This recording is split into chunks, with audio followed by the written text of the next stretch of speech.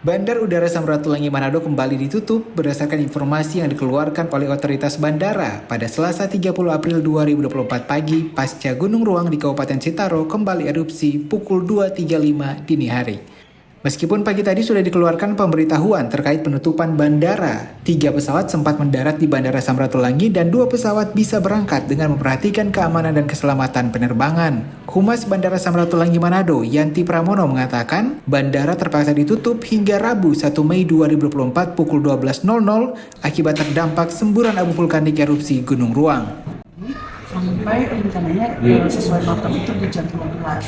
Kemudian melihat situasi yang ada di mana gunung erupsi masih status di level 4 atau awas, sehingga kami hasil dari rapat tadi pagi juga akan rencananya mengeluarkan notam kembali sampai jam 12 besok untuk pesawat yang terdampak.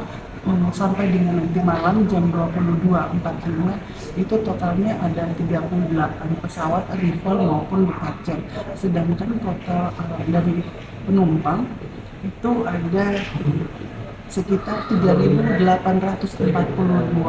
pax arrival dan departure, yang terdiri dari domestik itu ada 3.537 dan internasional sendiri 305, dan untuk pesawat itu domestik ada 36 pesawat dan internasional itu ada 2 sesuai schedule yang kita dapat. Hingga berita ini diturunkan, Gunung Ruang masih berstatus level 4 atau awas. Berdasarkan pantauan satelit BMKG, sebaran abu vulkanik Gunung Ruang tersebar di wilayah Kota Manado, Minahasa Utara, Kota Bitung, dan Kota Tomohon. Dari Manado, Sulawesi Utara, Steve Kolibu, RRI terus mengudara untuk Indonesia.